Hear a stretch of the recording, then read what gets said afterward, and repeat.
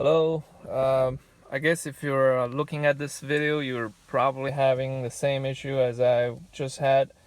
Basically, I was trying to put a aftermarket stereo into this Dodge Ram. It's 03, and it would power on, but there's no sound. And I just spent almost the entire day trying to figure it out until I finally found the solution.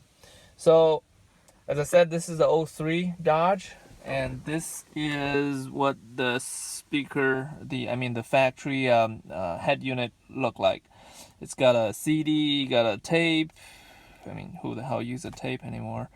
But this was the old one. I decided to put an aftermarket one, as actually I've done it many times. It's not hard at all. So I went ahead and I bought this little wiring harness, and then I connect that, different connections with the harness of my aftermarket head unit. So just long story short, I followed the color, I matched the color, I hooked up everything, I put it back in. The radio would power on. Like, you have the light, everything's good, but there's no sound. It's just like it's muted for some reason. And then when I unplug this, I hook the factory radio back on, everything's fine. It sounds good.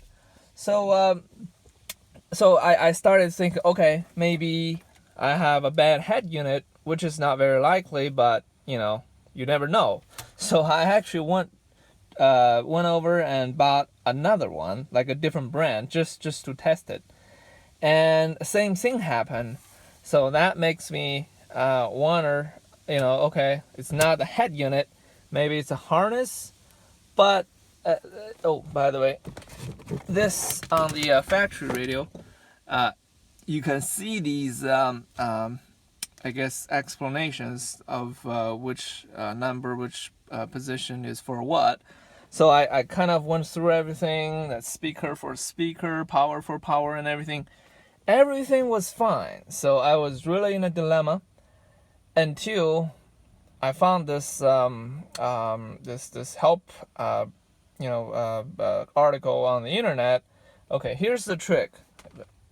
So when you hook up these harnesses, you hook up like most of them, but you have 2 or 3 that you don't use them. Like, for example, this one, like for me, the harness actually, well, I don't see it. But anyway, there are like 2 or 3, like one is for dash illumination, or the other is for mute, and power antenna. I said, okay, from the head unit, there's no related wires, so I just left them alone.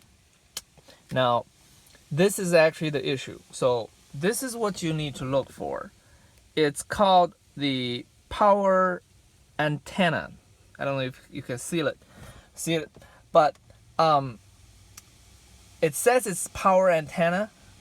That's what I thought initially. Okay, I don't have what the hell is a power antenna, so I just left it alone. And then look at this from the factory stereo. This 23 is that spot. It says radio on out. Okay, so here's the story then. For some Dodge, I guess it's not all of them. This is like used to be like the higher trim model. So this one I think has the premium sound. It has the Infinity. I was looking at the audio.